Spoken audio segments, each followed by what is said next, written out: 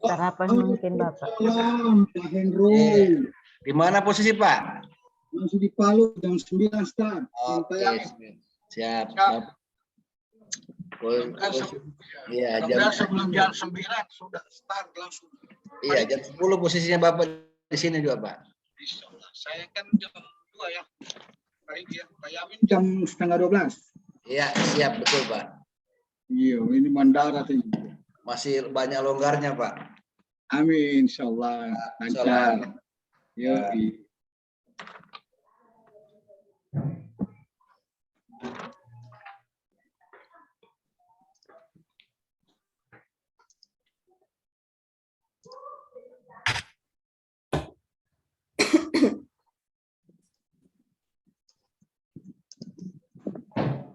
Kebetulan pagi ini angkatan 98 itu masih ada ceramah Pak. Apa narasumbernya? Saya belum tahu dari Pak siapa yang membawa yang dari sini. Mungkin dari sana ya. Iya, dari sini Pak, panitia sini Pak. Dari pejabat sini Pak. Iya. Sip. Untuk korvalunya Pak. Sip. Jadi digabung di 2 angkatan 9798 Pak. Oke. Ya. Mantap. Untuk nginapnya? Itu di hotel itu apa? Oh iya, dan Citra siap. Kami di situ. Tadinya kita di situ Pak, terus saya pindah di asrama Pak. Oh, di Karena sana. lebih enak gabung sini. Cocok. Gampang. Iya. Gampang anunya tahu? Iya. Assalamualaikum Pak. Waalaikumsalam. Selamat bergabung Pak Selamat Bahru. pagi. Haji Bahru. Ye, siap. Pak Hendro izin masuk. Siap Pak Haji. Masih batuk ini Pak. Obatnya dicabut Pak.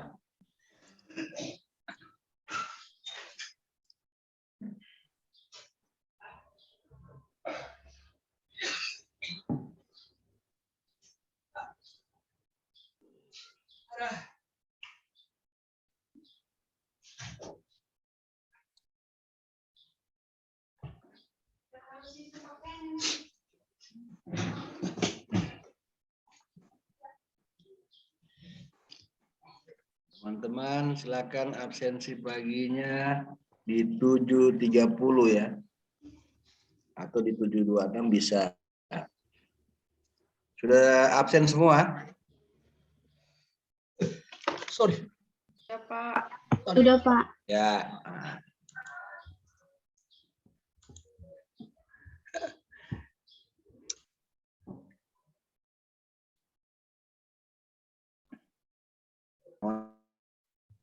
Maaf, saya matikan kamera supaya menghemat kuota. Sudah lihat.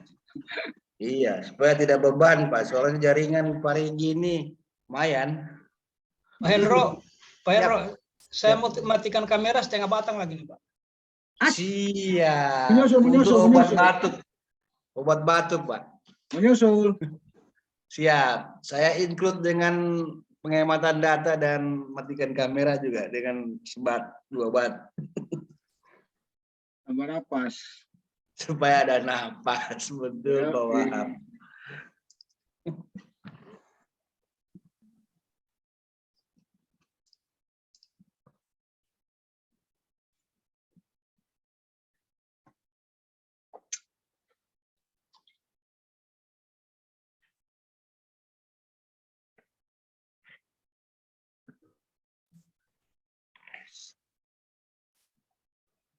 Assalamualaikum Pak Sigit. Selamat bergabung Bapak.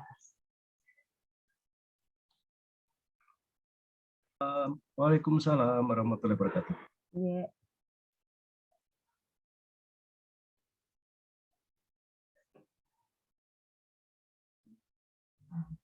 Waalaikumsalam Pak Sigit, sehat selalu.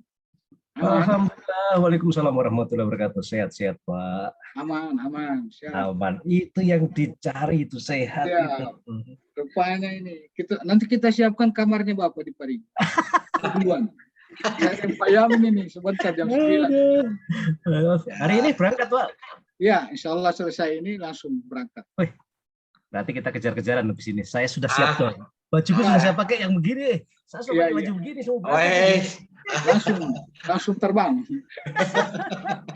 nanti saya di sini sediakan hadiahnya Pak De. Iya, iya. Siapa yang duluan tiba? Siap. Tapi tidak, saya mau singgah-singgah dulu. Saya mau menikmati dulu. Lama tidak jalan. Lama tidak jalan. Dan baju ini juga selama pandemi tidak saya pakai. Makanya saya pakai hari ini. Sip, mantap. Aduh, baju-baju begini banyaknya. Mau dibikin apa semua baju itu? Tetap adventure jalan terus. Ya, Yus. enggak, tapi tidak seperti dulu sudah tidak mau saya jauh-jauh. Saya Morowali itu. Sudah saya lego semua itu. Alat untuk jalan jauh sudah habis semua itu. Tinggal yang Morowali. dekat. Morowali. Kayaknya biar yang lain dulu Morowali. Kan Supaya tidak jauh. bangket ibu-ibu ya. Bangkep ibu-ibu kayaknya. Assalamualaikum warahmatullahi wabarakatuh. Waalaikumsalam. Waalaikumsalam warahmatullahi wabarakatuh. Dan selamat pagi, salam sejahtera untuk kita sekalian. Alhamdulillahirrabbilalamin, puji dan syukur kita panjatkan atas kehadirat Allah Subhanahu wa Ta'ala. Pada pagi hari ini kita sudah masuk di pembelajaran agenda kedua. Dan di room ini telah hadir masih 3 ya fasilitator kita. Ada Bapak Dr. Randus Abdul Wahab Harmain, APTMM, dan ada Bapak Insinyur Haji Sigitoto Budiwasito, MP, dan Bapak Dr. Randus Haji Bahrun, MSI. Dan untuk mempersingkat waktu, saya persilakan kepada yang melapor. Bapak, siapa itu? Muhammad Iqbal, silakan. Pak Haji Bahrun yang terima. Yang datang duluan Pak, yang masuk duluan. Baiklah, yang menerima pelaporan pada pagi hari ini, saya persilakan Bapak Wahab. Ya, saya persilakan yang melapor.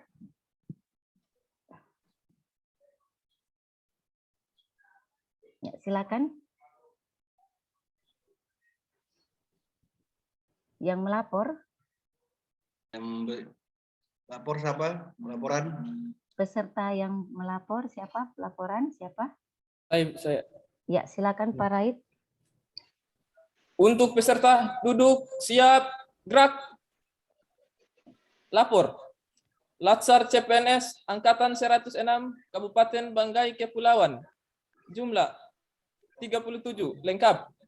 Siap menerima materi. Laporan diterima, diawali dengan doa, laksanakan. Sebelum kita memulai pembelajaran, mari kita berdoa. Menurut agama dan kepercayaan kita masing-masing, berdoa dimulai.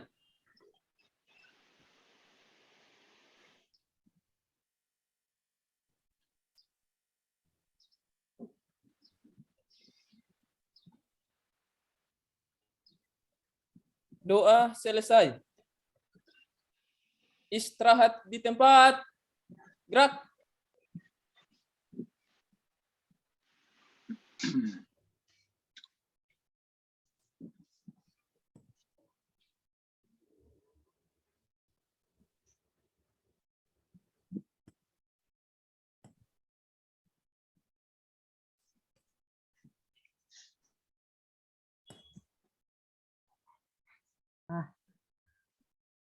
Berapa Ibu Dewi terlempar?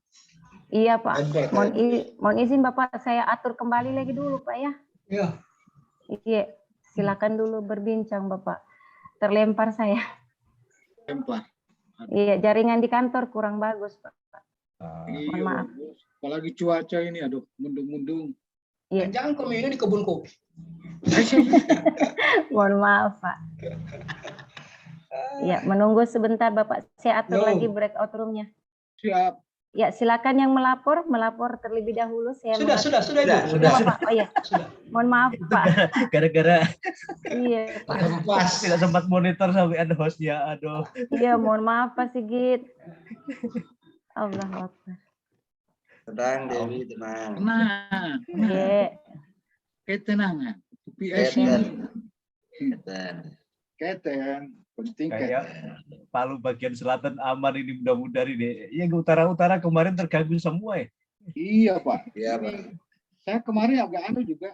Nah, sesendat. Saya mau buka toko jaringan Pak. Bagus itu, Pak. Rupanya ini membaca pasar dia nih. Siap. Bagus kalau toko jaringan, Pak. Kita mau bond dulu. Oh begitu. Berarti saya harus siapkan visat lagi ini.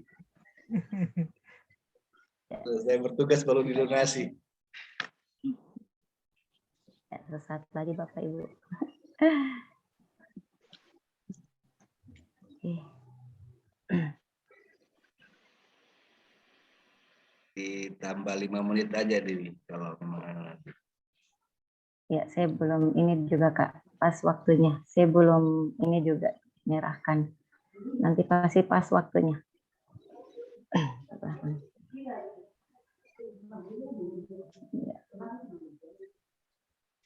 Untuk yang merekod di setiap kelompok, jangan lupa langsung merekod ya. Akses sudah diberikan. Sudah di kelompok saja. Iya, di setiap kelompok itu diberikan akses untuk merekod.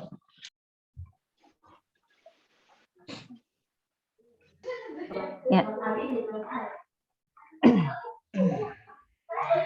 Ya, baik Bapak Ibu, saya persilakan untuk masuk ke room masing-masing. Kepada Bapak Fasilitator, saya persilahkan. Karena belum muncul. Oh, sudah. Iya, sudah. Silakan.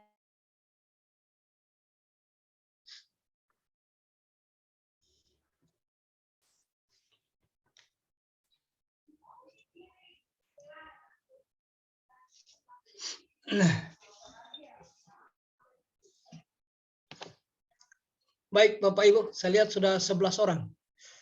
Anggota kelompok ini berapa? 10? 9, Pak. Oh, 9 ya? Ya. Oh, berarti Ibu Evi. Ada yang pakai 2 perangkat kayaknya, Pak. Oh iya. Ya, siap. Baik, saya ambil alih Ibu Evi Ya. ya. Ya. Iya, Pak. Silakan, Pak. Assalamualaikum warahmatullahi wabarakatuh. Waalaikumsalam warahmatullahi wabarakatuh. Selamat pagi, salam sejahtera untuk kita semua. Om Swastiastu, salam sehat. Meskipun saya kurang sehat.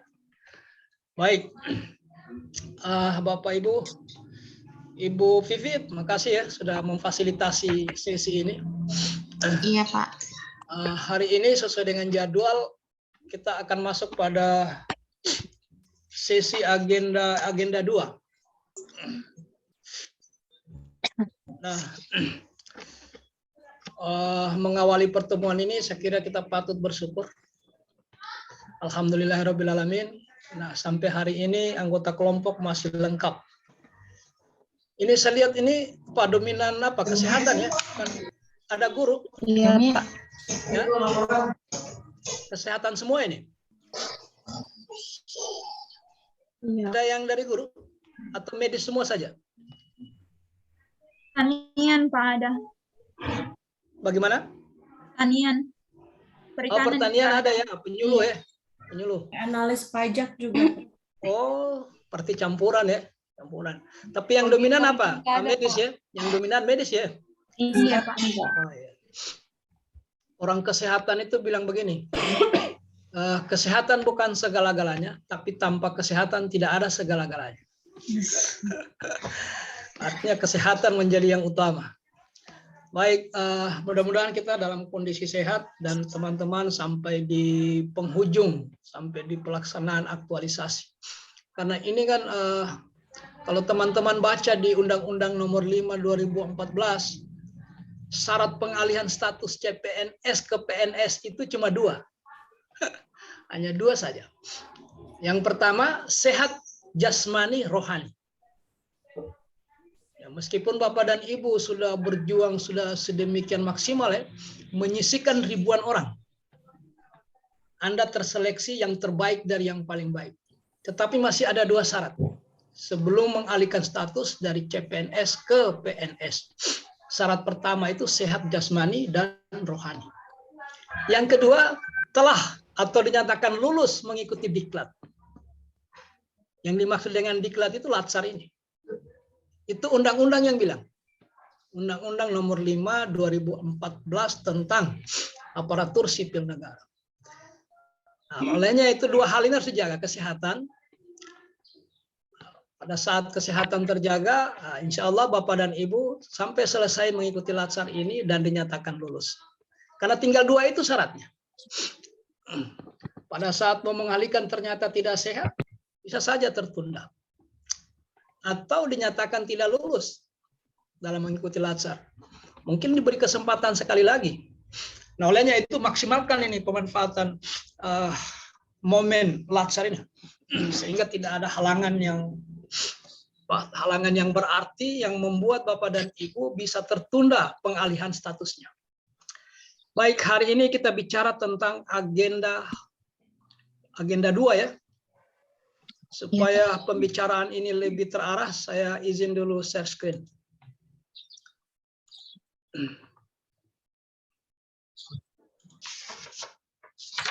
Ya. Pembelajaran agenda 2. Nah, teman-teman, pola blended ini diawali dengan mengakses MOOC. Saya kira teman-teman sudah akses ke sana ya, ke MOOC ya. Sudah, Ya. Pak. Sudah, Pak. Sudah, Pak. Menurut aturannya itu 16 hari. 16 hari sebelum pembukaan sudah dibuka itu MOOC. Nah, apa targetnya di MOOC itu? Jadi kalau teman-teman guru tahu betul itu ada teorinya taksonomi Bloom. Taksonomi Bloom itu membuat peringkat, membuat peringkat atau strata kesulitan belajar. Belajar yang paling mudah itu adalah memahami, kemudian mengingat. Kemudian, tahap pertama itu paham. Tahap kedua itu mulai agak sedikit sulit mengingat. Nah, sebenarnya di MOOC itu 2 tahap itu diselesaikan. Memahami dan mengingat. Nah, kita masuk pada pertemuan selanjutnya dalam bentuk virtual ini.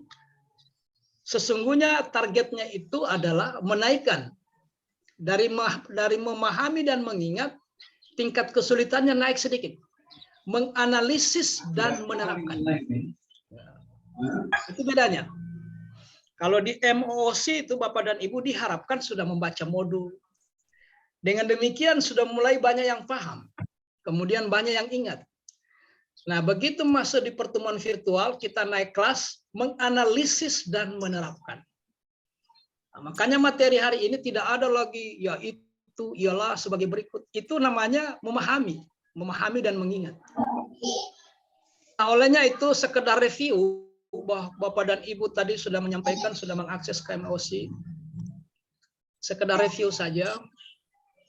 Kira-kira apa nomenklatur atau nama agenda 2 ini? Nilai-nilai dasar ASN. Ya, nilai-nilai dasar ASN. Jadi mungkin teman-teman sering menemukan juga di MOOC itu ada yang menulis nilai-nilai dasar PNS. Ada yang menulis nilai-nilai dasar ASN. Kalau saya tidak terlalu prinsip untuk dipersoalkan itu. Karena PNS itu bagian yang tidak terpisahkan dari ASN.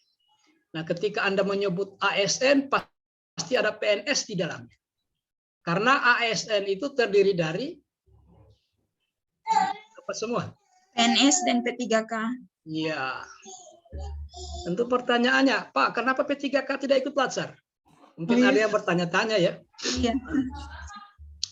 Nah, kalau agenda 1 apa? Agenda 1, sikap perilaku bela negara. Ya, mantap, mantap. Jangan sampai nanti penguji iseng-iseng tanya, coba Ibu Sri apa nama agenda 1? Ibu Sri mulai bingung. Apa agenda 1? Padahal kita sudah mengakses ke MOOC. Ya. Artinya apa? Kalau kulit luarnya, kalau covernya, kalau casingnya kita tidak tahu bagaimana isi dalamnya. Kira-kira begitu ya. Nah, jangan disepelekan nama-nama agenda itu ya. Kalau bisa saya khawatir nanti penguji mengawali pertanyaan dari hal-hal yang sepele begitu. Kita sudah tidak bisa menjawab. Nah, keadaan seperti itu mengirim pesan ke penguji bahwa keseriusan kita mengakses MOOC patut dipertanyakan. Kira-kira begitu ya. Karena diasumsikan memahami dan mengingat itu sudah selesai. Nah, ini hanya nama agendanya yang saya tanya. Jadi hari ini kita masuk pada agenda 2, yaitu nilai-nilai dasar ASN. Nah, sebentar nanti kan Bapak dan Ibu diminta membuat rancangan aktualisasi. Diakhiri dengan itu. Diseminarkan rancangannya, setelah selesai seminar diperbaiki, setelah itu dilakukan aktualisasi, habituasi. Nah, pertanyaan saya, apanya yang diaktualisasikan? Apa kira-kira yang akan diaktualisasikan oleh teman-teman setelah kembali ke tempat tugas selama 30 hari? Kira-kira apa yang diaktualisasikan Bapak Ibu? Ya. Isu yang kita pilih, Pak, teraktualisasikan di kantor, di lapangan. Ya, Ibu Nur Haida ya. Betul. Yang lain? Yang lain apa kira-kira yang mau diaktualisasikan? Ibu Irmawati. Apa itu? Oh, tadi yang menjawab saya Irmawati. Iya, Pak. Oh, Iya, sorry Pak. ya, sorry. Nah, benar itu. Yang lainnya? Apa yang mau diaktualisasikan sesungguhnya? Ayo. Semua pembelajaran dari mulai latsar, Pak. Ya.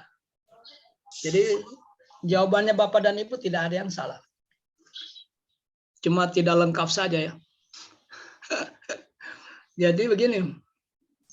Saya sengaja menggunakan metode begini karena ada 3 hal yang menyebabkan orang mengantuk. Yang pertama karena kelelahan. Mungkin tadi malam Bapak dan Ibu bikin tugas di Pelabjar, bertumpuk-tumpuk tugasnya dari berbagai mata pelatihan. Yang kedua menyebabkan orang mengantuk itu karena kekenyangan. Mungkin tadi pagi juga makan terlalu berlebihan, nasi kuning lagi. Nah, sehingga. Dan yang terakhir membuat orang cepat mengantuk itu kalau dengar ceramah. Jadi kalau berakumulasi kelelahan tambah kekenyangan tambah dengar ceramah, maka dengan mudah titik rawan pertama itu 9 ke 10, mulai rawan itu. Lolos itu nanti kita dihadang lagi titik rawan kedua 11 ke 12, itu rawan lagi. Apalagi pakai sistem virtual begini, tidak terkontrol. Ini kan yang terlihat cuma 3 orang. Kita tidak tahu bagaimana kondisinya yang 7 orang. Beda kalau klasikal ya. Kalau klasikal semua terkontrol. Nah, salah satu cara efektif menghilangkan ngantuk itu adalah bicara. Itulah cara yang paling efektif. Bicara apa saja, sesingkat apapun, pasti hilang ngantuknya. Pasti hilang. Jadi gitu ya. Jadi kalau ada sesuatu yang perlu, kalau rasa-rasa mengantuk, ya sudah. Angkat tangan, bicara. Jadi apa yang diaktualisasikan sesungguhnya itu adalah nilai-nilai dasar. Jangan salah paham. Jadi itu kegiatan tidak lebih sekedar kendaraannya. Yang ditumpangi nilai-nilai dasar. Karena yang mau diaktualisasikan ini nilai dasar, Bapak. Ya. Hanya tidak mungkin nilai dasar itu diajarkan, kemudian Bapak dan Ibu disuruh kembali ke tempat tugasnya untuk mempraktekkan itu, kemudian ditanya apa semua yang dipraktekkan di sana. Sulit untuk diukur. Maka untuk memudahkan mengukur, maka dibangun dulu pekerjaan. Pekerjaan itulah yang kemudian diintegrasikan dengan nilai dasar. Sehingga dia terukur. Itulah yang kita seminarkan. Jadi jangan salah paham, bukan pekerjaan itu yang diaktualisasikan. Pekerjaan itu tidak lebih sekedar kendaraan, alat untuk ditumpangkan nilai dasar. Yang sesungguhnya dibawa ke lapangan itu nilai dasar. Makanya kalau tidak berlebihan ingin saya katakan, inti dari Latsar ini di agenda 2. Di agenda 2. Karena yang mau diaktualisasikan itu nilai-nilai dasar ASN. Gara-gara itu sehingga lama ini Latsar. Gara-gara nilai dasar ini. Kalau dulu aneka, sekarang berakhlak. core value atau nilai utama. Ya. Misalnya saya tanya Ibu Nur Haida. Ibu Nur Haida sudah ada ancang-ancang mau bikin apa nanti? Sudah ada, Pak. Nah, bikin apa nanti? Apa mau dibikin? Untuk nanti isu ya, Pak? Ya. Atau seperti apa? Tidak, isu juga boleh. Angkat isu atau gagasan apa mau dibuat nanti? Mau mengangkat isu, Pak, nanti insya Allah. Kalau gagasannya Ibu Irmawati, apa gagasan yang mau dibuat? Sudah ada atau belum? Atau siapa saja? Siapa yang sudah ada gagasannya, rencana saya mau bikin anu, Pak?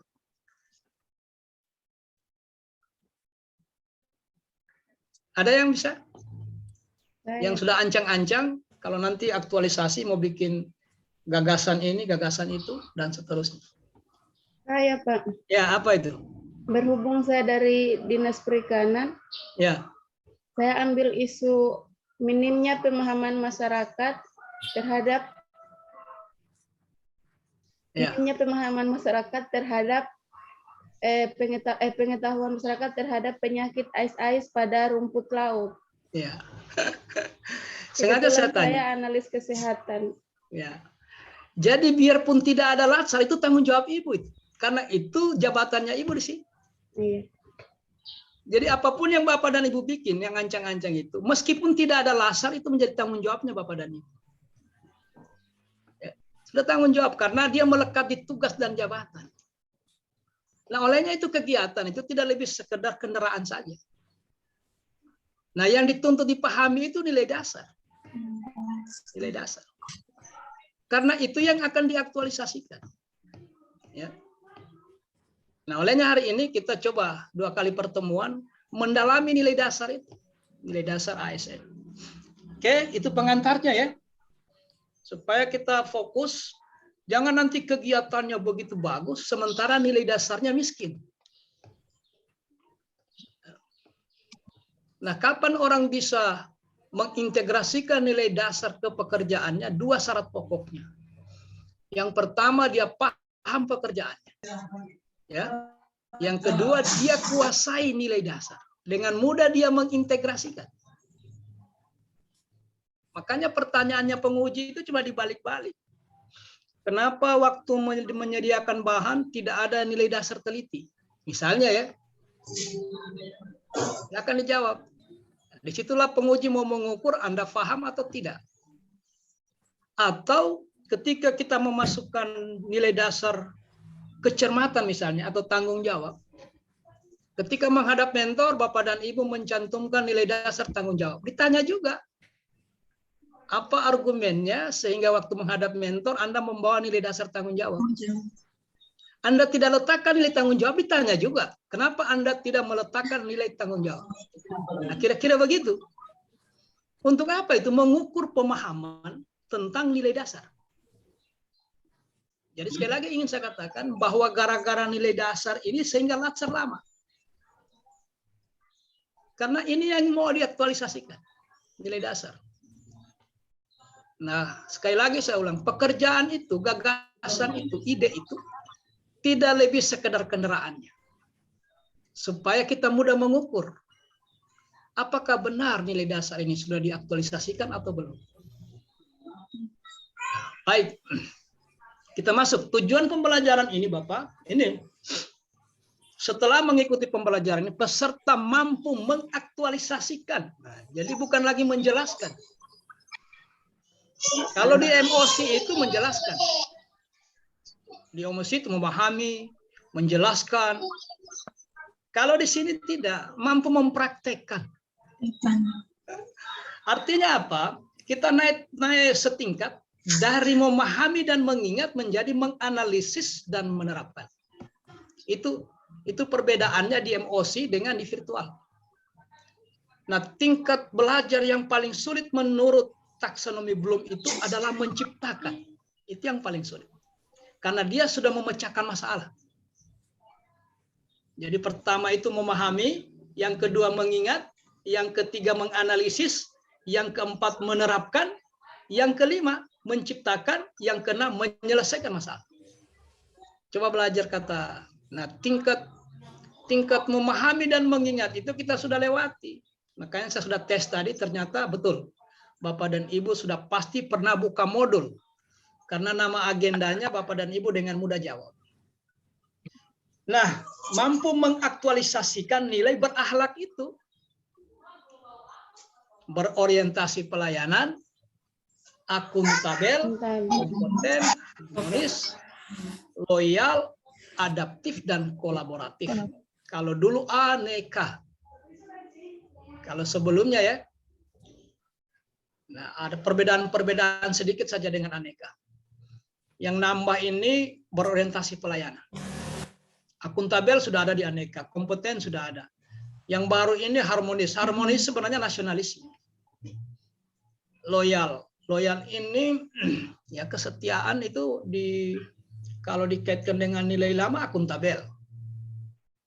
Oke, untuk apa? Nah, untuk apa? Mungkin Bapak dan Ibu tidak lihat ya. Di bagian bawahnya Ibu lihat ya. Apa bagian bawahnya itu? Membangun PNS profesional dan berkarakter. Jadi kalau nilai-nilai dasar ini bisa diinternalisasikan oleh setiap peserta Latsar, maka harapan akhirnya atau endingnya adalah tercipta PNS yang profesional dan berkarakter. Jadi itu apa muara akhir dari pembicaraan ini. Dan itu nanti terlihat pada saat Bapak dan Ibu setelah kembali dari tempat aktualisasi dan habituasi. Di sanalah kita seminar, kita ingin mengukur. Ya. Jadi pertama ingin membangun PNS yang profesional. Nah, karena ini tujuan akhir, maka kita clear dulu apa yang dimaksud dengan PNS yang profesional itu. Nah, siapa yang bisa? Walaupun sekedar menghalau ngantuk saja. Ada yang bisa? PNS yang profesional itu apa sih?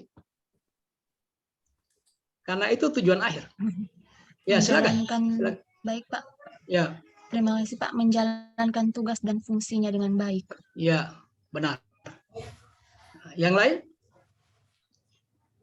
Yang lain? Silakan. Nggak usah ragu, pasti benar. Karena begini prinsipnya kalau saya ya, tidak ada jawaban yang salah minimal menurut yang punya pendapat. Jadi tidak ada pendapat yang salah itu, minimal menurut yang punya pendapat. Yang salah itu kalau dia paksakan. Makanya kalau di sini ada Bapak Ibu guru, hindari membuat soal dimulai dengan kalimat menurut pendapat Anda. Kalau menurut pendapat Anda tidak boleh disalahkan. Oke, yang tadi Ibu Nur Haida menjalankan tugasnya dengan baik. Itulah orang profesional. Ada yang mau nambahkan? Saya, Pak. Ya. Ibu Sinta Dewi. Pak, terima kasih atas kesempatannya. ASN yang profesional itu adalah ASN yang mampu melaksanakan dan menjalankan tugasnya sesuai dengan profesinya dan tidak mencampur adukan antara pekerjaan dan masalah pribadi. Terima kasih. Mantap. Saya jamin Ibu Nur Haida dengan Ibu Sinta ini 10 menit ke depan tidak akan mengantuk. Saya jamin.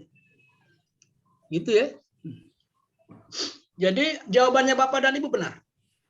Tidak ada yang salah. Nah, kalau saya ingin pertegas begini. Ciri-ciri PNS yang profesional itu cuma 2. Yang pertama dia ahli di bidangnya. Kompeten. Itu ciri pertama, ahli di bidangnya. Dia kompeten. Terutama kompetensi teknisnya. Kemudian ditunjang oleh kompetensi manajerial dan sosial kultur. Jadi ciri pertama Bapak dan Ibu, ASN yang profesional itu dia ahli di bidang. Makanya Bapak dan Ibu nih direkrut untuk mengisi jabatan yang sesuai dengan kualifikasi pendidikannya. Maka direkrutlah ahli madya guru matematika, ahli pratama ya, ahli pratama apoteker, ahli pratama dokter umum, ahli pratama guru PPKN. Jadi dia direkrut sesuai dengan kualifikasi pendidikan. Untuk apa itu? Supaya kita ingin memastikan nanti dia profesional, dia ahli di bidang itu. Gitu ya. Bukan seperti dulu pegawai itu diterima honor, begitu mau disebarkan ternyata konsentrasi kualifikasi pendidikan hampir sama semua. Tidak tahu mau ditempatkan di mana. Maka terjadilah pengisian jabatan yang tidak sesuai dengan kualifikasi pendidikan. Dan ini bertentangan dengan prinsip atau prinsip kompetensi. Jadi orang yang profesional itu, PNS yang profesional itu, yang pertama cirinya adalah ahli di bidangnya. Makanya Bapak dan Ibu selalu diminta mengasah keahlian itu. Nanti ada caranya bagaimana kebijakan pemerintah tentang peningkatan karier. Nah, karier itu selalu dibangun dari kompetensi. Itu ciri pertama, Bapak, Ibu. Ciri yang kedua adalah setelah dia ahli di bidangnya, maka yang kedua dia bekerja sesuai dengan aturan. Itulah orang yang profesional itu. Dua itu saja ciri-cirinya. Ya. Pertama dia ahli di bidangnya, yang kedua dia bekerja sesuai dengan aturan. Ingat teman-teman, tidak ada satupun pekerjaan di birokrasi yang tidak ada aturan. Tidak ada satupun. Semua ada landasan operasional. Diingat betul itu ya, tidak ada satupun pekerjaan di birokrasi yang tidak ada aturan. Semua ada dasar hukum. Makanya itu menjadi standar. Menjadi standar ya. Kalau orang profesional itu yang pertama dia ahli di bidangnya, yang kedua dia bekerja sesuai dengan aturan. Karena tidak ada pekerjaan di birokrasi yang tidak ada aturan. Untuk apa dia ahli? S1-nya ahli gizi, S2-nya juga ahli gizi, S3-nya juga ahli gizi. Cuma persoalannya dia tidak taat pada aturan. Nah, orang kalau tidak taat pada aturan kemungkinannya cuma dua. Kalau bukan diberhentikan dengan tidak hormat atau berurusan dengan Pak Jaksa, Pak Polisi, KPK, pasti. Untuk apa? Dia ahli. Sementara dia tersandung hukum. Maka sia-sia daerah atau negara membayar dia. Kasih tunjangan, kasih gaji pokok, kasih fasilitas. Tetapi keahliannya tidak bisa digunakan oleh daerah. Karena dia lebih banyak berhadapan dengan persoalan hukum. Makanya bekerja sesuai dengan aturan. Coba lihat itu kode etik perilaku ASN itu. Nilai dasar ASN dan seterusnya. Jadi begitu ya. Untuk apa juga dia taat pada aturan? Wah, luar biasa taatnya, Pak. Orang datang di kantor jam 8, dia 6:30 sudah ada di kantor. Tetapi persoalannya tidak kompeten di pekerjaannya. Guru matematika, bikin RPP saja tidak bisa. Apalagi kalau diminta, coba kau ciptakan metode belajar baru. Atau bagaimana mengkombinasi media belajar.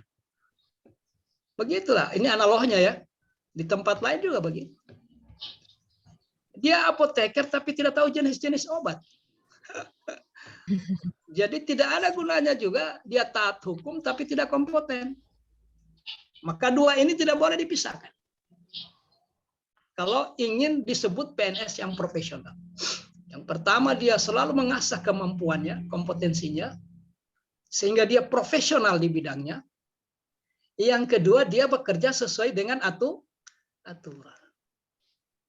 Sekali lagi saya katakan bahwa tidak ada satupun aktivitas PNS di tempat kerjanya yang tidak ada aturannya. Semua ada. Makanya Bapak dan Ibu sebelum benar-benar bekerja secara full di tempat tugasnya, coba baca SOP, baca Juklak, baca Juknis. Ya, supaya bekerjanya betul-betul berada pada sesuai dengan aturan perundangan. Saya mau tanya teman-teman, hari ini saya lihat teman-teman ini pakai baju putih, kemudian di bawahnya agak gelap-gelap, hitam atau gelap. Nah pertanyaannya, kenapa Bapak dan Ibu menggunakan pakaian begitu? Kenapa? Mengikuti aturan, Pak. Ya. Ikuti SOP. Yang ingin saya katakan, sedangkan pakaian diatur. Bagaimana kalau Bapak dan Ibu mengoperasionalkan uang daerah, APBD, atau uang negara, APBN? Tidak mungkin sembarang. Tidak mungkin. Kenapa pertemuan ini harus cuma 2 JP, Pak? Karena aturannya begitu, ada perkalannya. Ya. Nah, yang kedua, meskipun PNS itu dia sudah kompeten di bidangnya, profesional, ahli di bidangnya, dia sudah bekerja sesuai dengan aturan, cuman persoalannya tidak berkarakter. Nah, nanti berkarakter itu seperti apa berkarakter? Nah, karakter itu kan yang memunculkan wibawa, sehingga membangun marwah organisasi. Karena dihuni oleh orang-orang yang berkarakter. Itu yang menyebabkan puskesmas itu berwibawa. Sekolah itu menjadi berwibawa karena gurunya berkarakter, tidak hanya profesional. Nah, pertanyaan saya begini. Bagaimana caranya supaya PNS itu berkarakter? Kira-kira bagaimana caranya? Ada. Ayo, siapa yang bisa jawab? Tidak usah ragu, pasti benar jawabannya. Bagaimana upaya kita supaya PNS ini berkarakter? Ayo.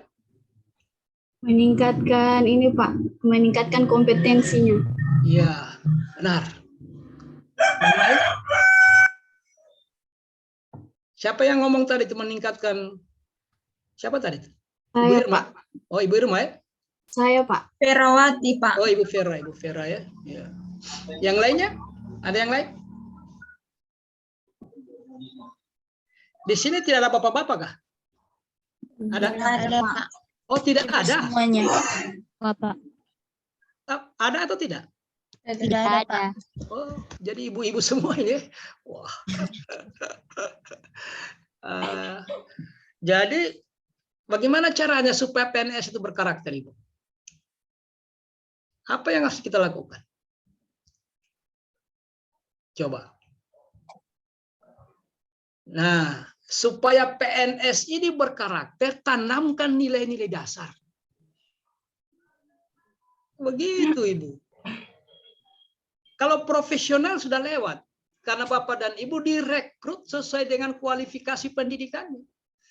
Orang pertanian mengisi jabatan ahli pertama penyuluh pertanian misalnya, atau pengamat hama atau apa. Orang di kesehatan kalau dia penyuluh kesehatan ya, kalau ijazahnya kualifikasi pendidikan itu ijazah ya. Kalau kualifikasi pendidikannya mengarahkan dia sebagai penyuluh kesehatan, maka dia disuruh mengisi jabatan itu. Ahli pratama penyuluh kesehatan. Sehingga profesionalismenya sesungguhnya peletakan dasarnya sudah ada. Tinggal pengembangan. Nah, cuma pertanyaannya kita, apakah dia bisa menjadi PNS yang berkarakter? Maka untuk menjawab keraguan itu, maka ditanamkanlah nilai dasar ini. Jadi berakhlak, berkarakter. Berakhlak itu kan berkarakter. Gitu Bapak Ibu. Jadi sederhana saja. Supaya dia profesional dan berkarakter. Nah, kapan dia bisa berkarakter? Tanamkan nilai dasar. Sehingga lahirlah aparatur sipil negara yang bersih dan berwibawa. Nah, kalau semua OPD dihuni oleh PNS yang bersih dan berwibawa, maka lembaga itu akan memiliki marwah di hadapan publik. Berwibawa di mata publik. Gitu teman-teman ya. Ini materi tidak ada sesi tanya jawabnya. Hanya siapapun mengantuk, angkat tangan. Langsung tanya saja. Ya. Nah, fungsinya aparatur sipil negara ini kan, mana yang benar? Tugas dan fungsi atau fungsi dan tugas? Tugas dan fungsi. Jadi itulah yang teman-teman selalu dengar di lapangan, tugas dan fungsi. Sebenarnya keliru. Kalau Undang-Undang Nomor 5 mengatakan fungsi dan tugas. Gara-gara ada fungsi sehingga lahir tugas. Cuma dalam pembicaraan sehari-hari, kita sering mendengar orang menyebut tugas dan fungsi. Maka populer disingkat dengan TUSI, tugas dan fungsi. Atau tupoksi, tugas pokok dan fungsi. Sebenarnya yang benar fungsi dan tugas. Gara-gara ada fungsinya sehingga ada tugas. Saya tanya, fungsi Anda di sini sebagai apa? Oh, saya Pak, Satpam, pengamanan. Nah, itu fungsi. Tugasnya apa? Satu, kalau ada kendaraan masuk, saya catat platnya, Pak. Kalau ada yang salah parkir, saya bantu dia supaya mengamankan. Nah, sama dengan kalau apa itu peran dan kedudukan. Mana yang benar? Peran dan kedudukan atau kedudukan dan peran? Kedudukan dan peran. Meskipun sehari-hari Anda sering mendengar Peran dan kedudukan. Yang benar itu kedudukan dan peran. Nah, apa fungsi kita? Ini fungsinya 3. Ini harus dihafal mati ini ya, fungsi ini. Masa orang bekerja di satu organisasi fungsinya dia tidak tahu? Pertama, pelaksana kebijakan publik. Nah, ketika dia menjadi tugas, maka dia menjadi kata kerja. Nah, kata kerja itu selalu diawali dengan awalan me. Nah, sehingga dia fungsinya pelaksana kebijakan publik. Tugasnya melaksanakan. Gitu ya. Jadi tugas itu operasional ya. Sudah kata kerja. Dia sebagai pelayan publik. Maka tugasnya memberikan pelayanan publik yang profesional dan berkualitas. Nah, kemudian dia sebagai perekat dan pemersatu bangsa. Mempererat. Jadi kata kerja sudah. Ada upaya, ada proses, ada usaha. Ini sekedar untuk mengingatkan, saya yakin Bapak dan Ibu sudah hafal mati. Karena ini yang diutak-atik di Undang-Undang Nomor 5 2014 tentang aparatur sipil negara.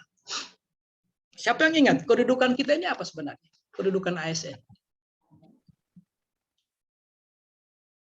Ini kan tugas, fungsi dan Unsur, Pak. Kedudukan kita sebagai unsur. Ibu siapa? Ibu Irmawati yang jawab, ya?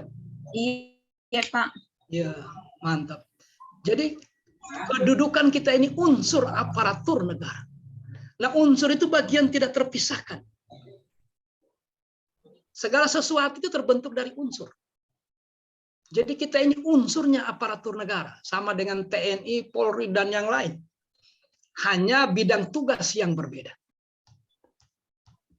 Jadi aparat yang berada dalam struktur negara. Ya. Jadi kita ini kedudukannya unsur aparatur. Jangan main-main, Bapak. Jadi alat-alatnya negara itu tidak bisa bekerja kalau tidak ada kita. Khususnya di bidang kesehatan, di bidang pertanian, dan seterusnya, tergantung di mana Bapak dan Ibu ditempatkan. Ibu-ibu ya, ternyata tidak ada bapak-bapak di sini. Baik.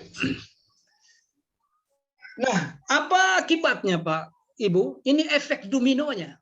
Kalau ASN yang tidak profesional. Sebelum kita masuk ke nilai dasar, karena pertemuannya ini kan 2 kali ya. 2 kali, nanti hari Jumat itu 3 JP dia. Sampai jam 16.15. Jadi kita perkuat dulu ini. Alasan kenapa PNS itu harus profesional. Jadi efek dominonya Bapak Ibu. Kalau ASN tidak profesional, maka birokrasi apa akibatnya? Karena dihuni orang-orang yang tidak profesional. Jadi birokrasi melayani itu sulit dibangun. Padahal birokrasi itu diciptakan atau dibangun atau diadakan untuk apa? Melakukan fungsi-fungsi pelayanan publik. Sehingga publik merasa bukan dilayani, malah merasa disulitkan. Ketika berhadapan dengan birokrasi, alergi publik. Enggak usah pergi. Tidak usah. Enggak usah diurus itu KTP itu. Enggak usah diurus itu BPJS. Enggak usah. Kenapa? Karena birokrasi hanya menyulitkan. Kenapa dia terkesan menyulitkan? Karena diisi orang-orang yang tidak profesional, tidak berkarakter orang di dalam, tidak ramah, tidak sopan, tidak responsif, tidak bertanggung jawab. Akhirnya lembaga itu OPD-nya Bapak dan Ibu kehilangan marwah, jadi pembicaraan di tingkat publik. Lain kali jangan bawa ke puskesmasnya Ibu Ibu Nurhaida itu, tidak ada gunanya. Lain kali tidak usah ketemu dengan penyuluh pertanian itu. Parah. Jadi saya tidak marah-marah ini. Kita ingin autokritik, mengkritik diri kita sendiri sebagai ASN. Jadi kalau ASN tidak profesional, birokrasi hanya menyulitkan. Padahal itu dibuat dalam rangka melayani masyarakat. Kira-kira Bapak Ibu kalau saya tanya, apa sebabnya kita diposisikan sebagai pelayan publik? Kenapa negara memposisikan ASN sebagai pelayanan publik? Pelayan publik. Apa kira-kira? Kenapa kira-kira Bapak? Ibu, bukan Bapak ya, Ibu.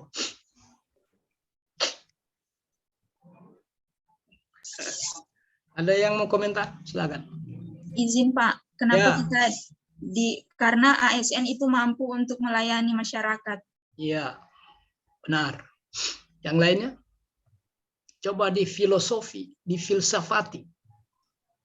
Kenapa kita diposisikan sebagai pelayan publik? Coba cari jawaban tuntasnya. Kenapa kira-kira? Ibu Sri? Kenapa Ibu Sri? Untuk membantu masyarakat sekitar. Ya, kenapa tidak dijawab tadi? Jangan hanya dipikirkan. Sudah betul itu. Kenapa kita diposisikan sebagai pelayan publik? Kenapa Ibu? Karena ASN adalah perekat pemersatu bangsa, Pak. Ya, benar. Tidak ada yang salah jawabannya Bapak dan Ibu. Makanya jangan ragu menjawab. Apa yang Bapak dan Ibu jawab itu benar. Tapi kalau kita ingin cari jawabannya yang paling mendasar, karena kita ini digaji masyarakat. Jadi gaji pokok tunjangan kita terima dari masyarakat. Coba kata nanti setelah materi ini buka di Google, klik di situ, ketik di situ postur APBN. Anda akan menemukan hampir 90% dana APBN itu dibentuk oleh dana pajak. Dana pajak, Bapak. Jadi kita semua ini yang membayar itu. Nah, saya teriak-teriak ini dipotong pajak progresif. Masuk lagi menjadi pendapatan daerah. Bapak dan Ibu lewat di jalan mulus yang diterangi dengan lampu jalan, Anda bayar lewat STNK. Jadi kita semua ini. Nah, olehnya itu, saya ingin jangan sampai salah memahami tentang pelayan publik ini. Kalau hari ini siapa pelayannya, siapa publiknya? Kalau hari ini kita interaksi. Pelayan ASN, Pak. Masyarakat yang publik. Dalam konteks hari ini kita sedang di Kalau Zoom. pematerinya, Pak, pelayan. Jadi pelayannya itu saya dengan Ibu Vivi. Tambah dengan kalau ada panitia kabupaten. Itu pelayannya. Publiknya Bapak dan Ibu. Nah, saya harus sadar bahwa saya ini digaji oleh Bapak dan Ibu. Kan Bapak dan Ibu bayar pajak. Pajak pendapatan. Gaji langsung dipotong. Bapak dan Ibu bayar STNK, bayar retribusi. Tanpa sadar itu. Nah, Bapak dan Ibu yang gaji saya. Dengan Ibu Vivi. Nah, kalau besok saya masukkan anak saya ke sekolahnya Bapak dan Ibu, siapa pelayannya, siapa publiknya? Kalau ada guru, tiada guru di sini ya. Kalau besok saya dan Ibu Vivi berurusan di puskesmasnya atau di rumah sakitnya Bapak dan Ibu, siapa pelayannya? Itu Pak, Anda pelayannya, saya publiknya.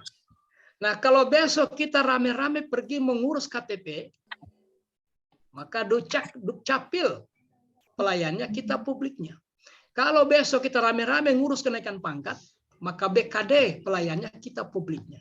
Artinya sesungguhnya PNS itu adalah pada titik tertentu dia melayani, pada titik tertentu dia dilayani.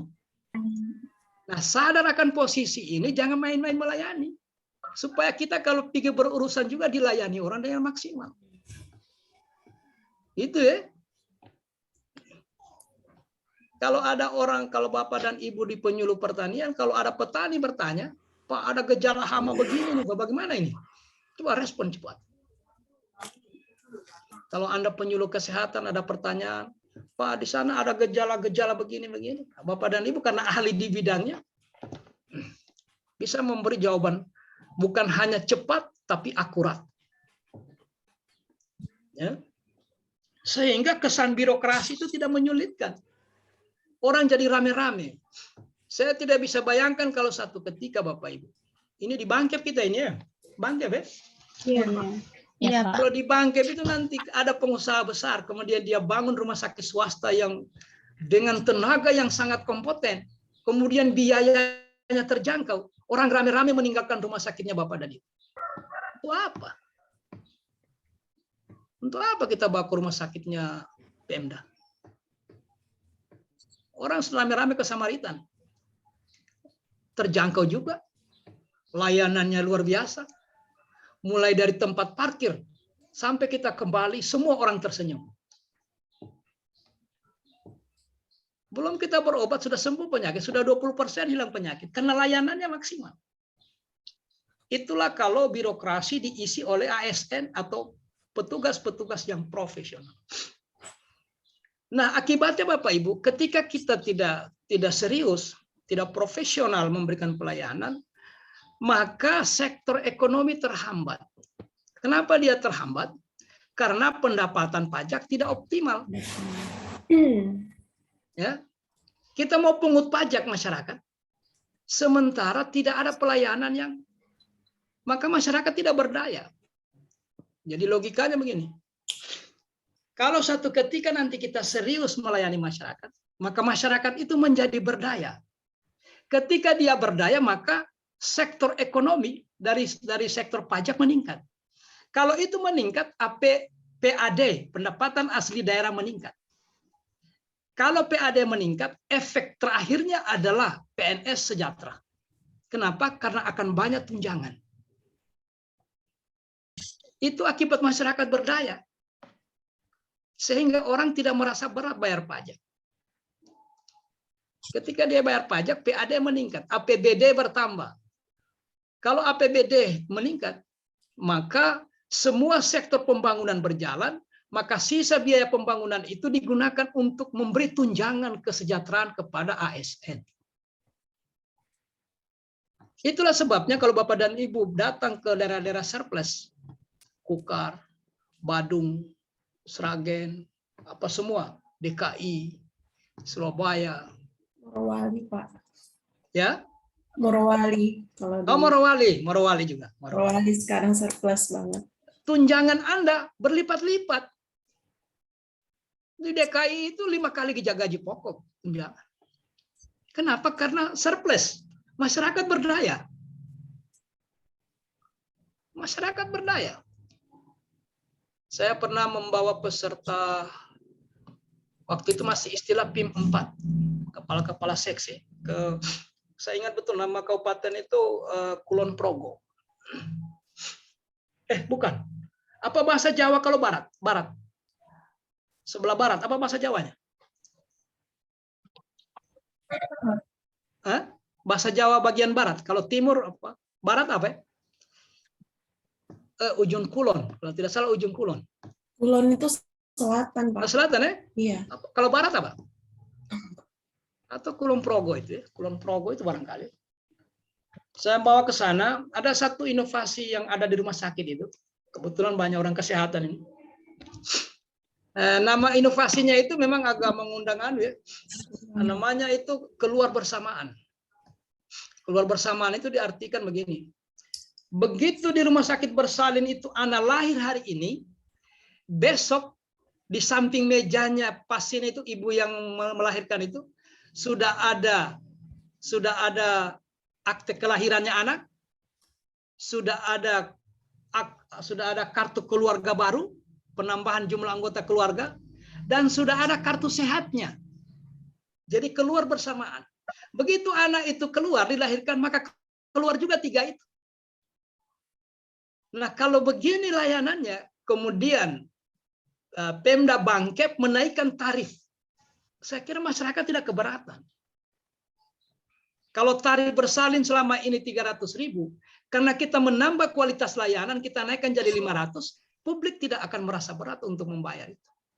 Menjadi pendapatan rumah sakit. Tapi kalau layanannya tidak pernah berubah, kemudian tarif dinaikkan dengan Perda atau dengan Perbuk, keberatan masyarakat. Keberatan. Kenapa? Karena mereka tidak berdaya. Kenapa tidak berdaya? Karena pelayanan tidak maksimal. Di semua sektor tidak maksimal. Jadi itu bahayanya kalau ASN tidak profesional. Jangan nanti kita kaget-kaget, di Morowali tunjangannya orang sudah 3 kali gaji pokok. Di Donggala juga sudah mulai karena kerikilnya, pemberdayaan masyarakatnya jalan. Di Palu juga begitu, perhotelan mulai hidup kembali. Kita di Bangkep, jalan di tempat. Biasa-biasa saja. Nah, inilah saatnya kita berpikir. Ya. Jadi begitu Bapak Ibu, kalau mau ingin sejahtera PNS, maksimalkan pemberdayaan. Tingkatkan kualitas profesionalitas semua orang yang ada di dalam. Olehnya kita berharap, karena hari ini terjadi pergantian generasi. Dari generasi saya ke generasi milenial. Harusnya ada perubahan. Jangan lagi Bapak dan Ibu bertahan dengan gaya-gaya lama. Istilahnya Pak Jokowi bekerja secara linear. Begitu terus. 5 tahun lalu begitu juga di puskesmas. 4 tahun lalu juga begitu. Datang Bapak dan Ibu menyambung itu. Tidak ada perubahan. Tidak ada. Biasa-biasa saja. Jadi kita bekerja secara linear. Tidak ada lompatan-lompatan. Padahal kondisi di lingkungan strategis kita sudah jauh berubah. Masa ojek saja sudah online. Kita adem-adem saja. Bayangkan orang dari pulau datang ke rumah sakitnya ke rumah sakitnya ibu-ibu. Belum turun dari taksi sudah datang petugas. Mohon maaf Ibu, full, tidak ada tempat. Nah orang sudah di depan ruang IGD, IGD ya, unit gawat darurat ya. IGD ya, instalasi gawat darurat. Ada bilang juga, ya ada bilang IGD, ada bilang unit gawat darurat. Kalau dulu UGD. Kalau sekarang IGD, instalasi gawat darurat. Sudah di depan pintu baru ketahuan rumah sakit full. Kenapa sih tidak ada informasi awal ya? Orang tinggal lihat di HP, oh kalau Bangsal penuh, kelas 1 ada 2 yang kosong, kelas 3 ada 7, VIP sekian. Sehingga orang memutuskan mau dibawa kemana ini pasien. Ya. Baru ini ibu yang dibawa ke rumah sakit tadi sudah pecah ketuban.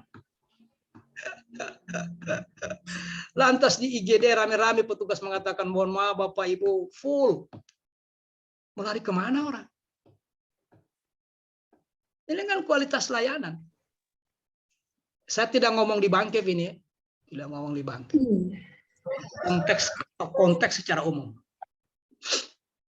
Jadi kalau mau sejahtera, jangan lagi warisi gaya-gaya lama. Jangan Anda terpengaruh dengan, kalau generasi saya sudah begitu memang langkahnya. Sangat berbeda generasi milenial dengan kolonial.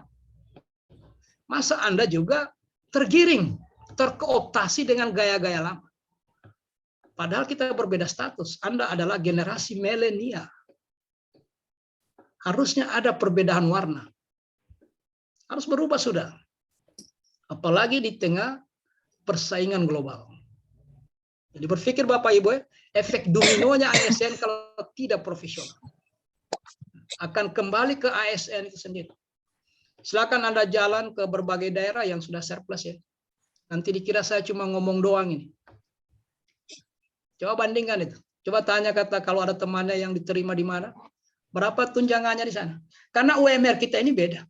Tergantung pendapatan, tergantung PAD. Apa itu PAD? Di tempat lain itu perkelahian antar desa. Bakalai saja, bagaimana cara? Salah sedikit baku tegang, bakalai lagi, tawuran lagi. Bagaimana caranya kita membangun? Ya, baik. Olehnya itu sesuai dengan surat edaran Menpan, dibuatlah ini Bapak Ibu. Dibuat ini. Ya. Inilah yang kita akan bicarakan dengan 2 kali pertemuan. Apa sih sebenarnya yang dimaksud dengan berorientasi pelayanan itu? Apa yang dimaksud dengan akuntabel? Apa indikatornya? Tanda-tandanya orang akuntabel itu apa? Sehingga ini yang mau diinternalisasikan di dalam diri. Setelah dia diinternalisasikan di dalam diri, ketika Bapak dan Ibu melakukan pekerjaan, ada benturan, keluar nilai ini. Keluar nilai itu. Apa sih yang dimaksud dengan nilai itu, Bapak? Value. Apa itu nilai itu? Ibu, mohon maaf ya, selalu saya tanya, saya sebut Bapak. Memang dari sekian belas orang tidak ada Bapak satu orang pun, cuma saya sendiri ya. Iya, Pak. Oh, Di kelompok lain yang ada. Saya yang paling ganteng di sini ya. Ada saingan. Apa yang dimaksud dengan value? Nilai. Core value. Nilai utama. Apa nilai itu? Nilai hasil, Pak. Hasil, betul. Yang lainnya?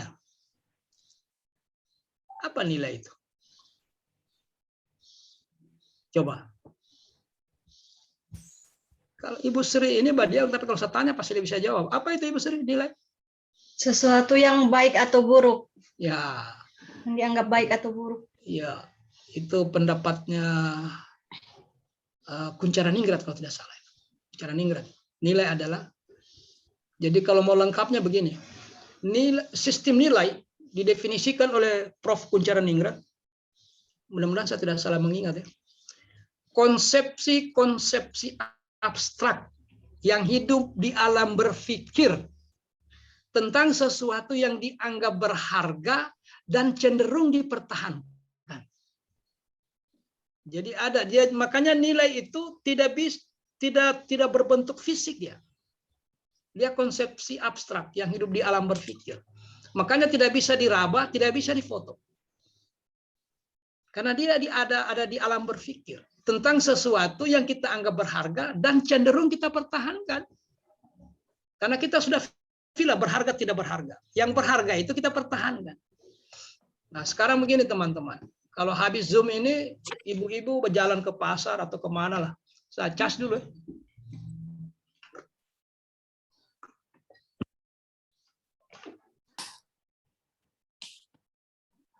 Ya. Kebetulan Bapak dan ibu-ibu keluar dari rumah. Kemudian ibu-ibu senggol itu kerikil, batu-batu kecil. Misalnya Bapak dan Ibu jalan-jalan ke pelabuhan itu ya. Di Diapore, di Hotel Diapore. Diapore, Pak. Hah? Hotel Sidapore. Mohon maaf. Saya mulai salah sebut. Pas Ibu senggol itu kerikil, batu kecil.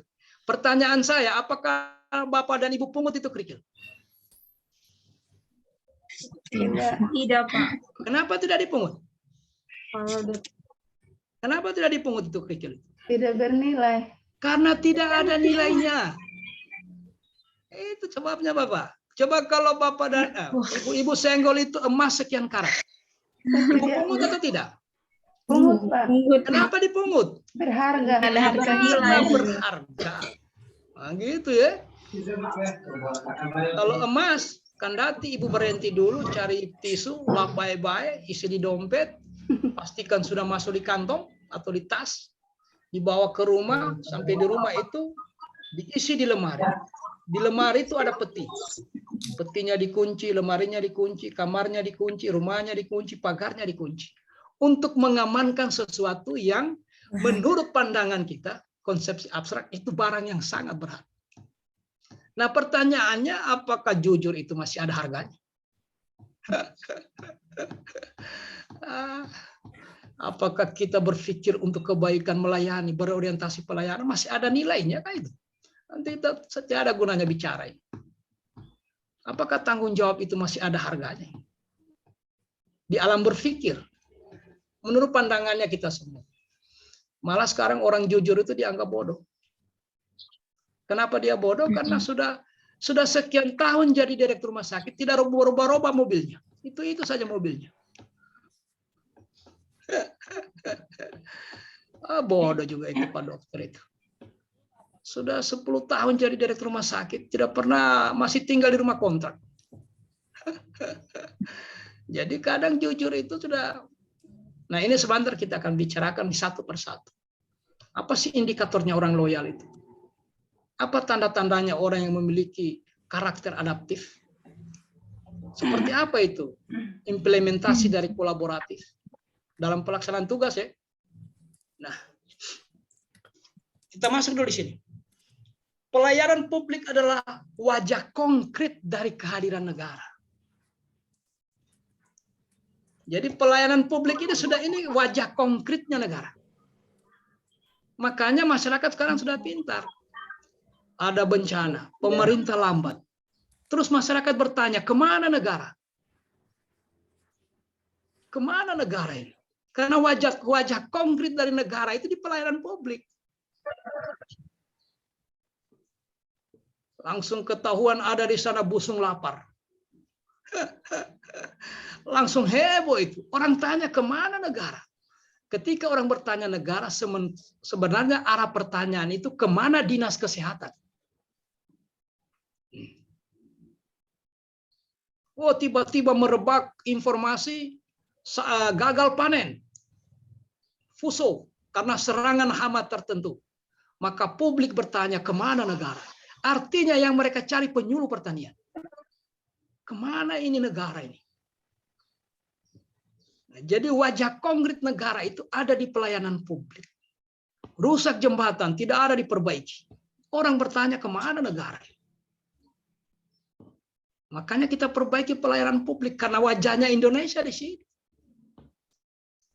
Coba lihat, pelayanan publik adalah wajah konkret kehadiran negara. Jadi tidak main-main kita ini, Pak. Makanya Pak Presiden, Pak Jokowi sering katakan, berhentilah berpikir linier. Jangan mewariskan cara-cara lama. 5 tahun lalu begitu, 4 tahun lalu begitu, 3 tahun lalu begitu. Datang teman-teman menyambung lagi cara itu. Akhirnya kita mewariskan cara-cara lama. Tidak ada perubahan. Tidak ada. Orang lain sudah pada dangdutan, kita asik di dalam keroncong. Orang di luar yang kita layani sudah berubah. Kita di dalam adem-adem saja. Makanya sekali lagi saya ingin tekankan kepada Bapak dan Ibu, karena Anda dibekali nilai dasar ini. Lakukan perubahan. Ya, lakukan perbaikan di semua sektor. Ingat Bapak dan Ibu baru menjelang 2 tahun jadi pegawai. Saya tinggal 2 tahun mau pensiun. Jadi karirnya teman-teman ini 30 tahun ke depan. Kalau tidak berubah bangkit, anak cucu kita akan menggugat kita. Dia lihat Nur Haida. Nur Haida ini tahun 2022 sudah jadi PNS. Apa dia bikin dulu itu? Nah, ada hasilnya. Tidak ada perubahan di bangkit. Begini saja. Kakao, coklat, malah diserang hama. Kelapa dalam tidak ada harganya. Kemana ini orang-orang pertanian ini? Apa mereka bikin ini?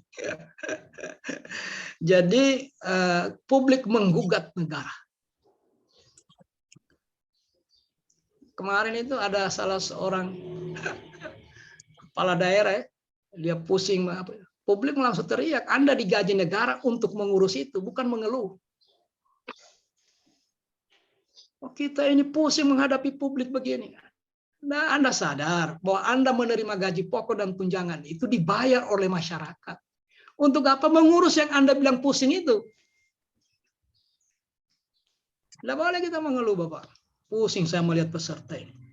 Disuruh masuk jam 7, datang jam 9. Disuruh bikin tugas, tidak ada bikin tugas. Jangan pusing, karena Anda memang terima tunjangan untuk itu.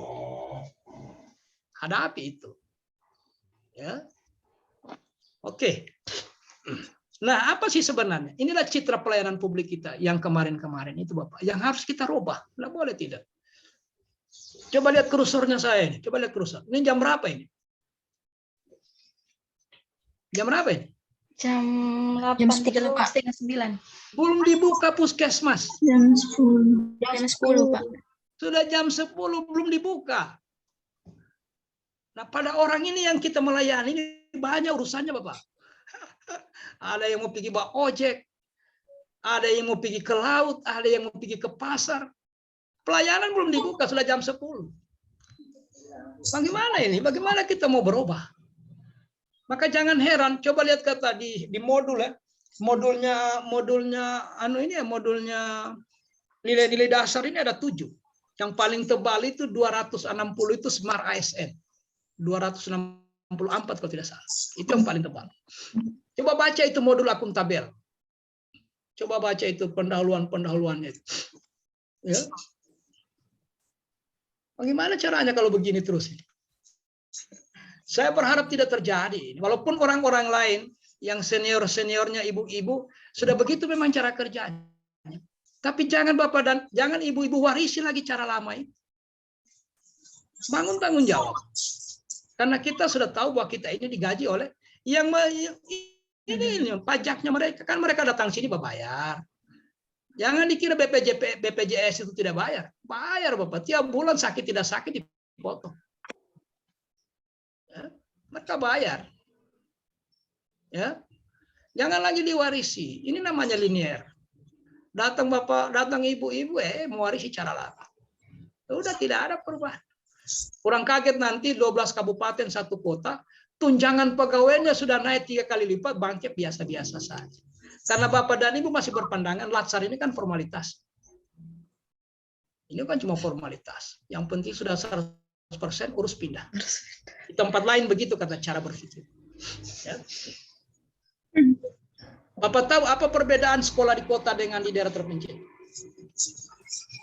Apa perbedaannya sekolah yang ada di daerah terpencil dengan di kota? Pengalaman, Pak. Hah? Pengalaman.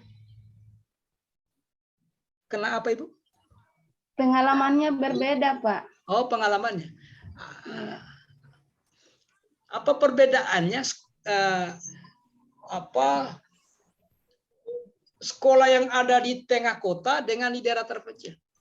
Pembelajarannya, Pak. Tidak maksimal. Sarananya berbeda. Sarananya, fasilitasnya kurang. Perbedaannya itu kalau di kota siswa yang minta izin dengan guru. Kalau di pedalaman guru yang minta izin dengan siswa. Iya betul itu Pak. Betul. Coba tanya kata. Betul. Coba tanya kata. Dek, kenapa jam begini tidak sekolah? Oh anu Pak, ibu guru minta izin. Oh, ya. Ibu guru yang minta izin. Baru kalau sudah minta izin itu biasa menjelang Natal, menjelang Lebaran, menjelang puasa, sudah minta izin semua. Sekolah sudah. Nah ini kan namanya cara-cara lama, gaya-gaya lama. Orang tidak sadar bahwa dia datang ke sana itu harusnya dengan jiwa bela negara. Semangat bela negara kan itu. Coba lihat, ini ilustrasi ya. Coba lihat, yang lain baca koran, yang lain main game, yang lain main HP. Orang yang dilayani, wah subhanallah. Kapan ini negara ini berubah? Oh. Padahal dia tidak tahu, ini orang tidak sadar. Kau tahu bahwa gaji dan tunjangan yang Anda terima itu bagian dari uangnya beliau.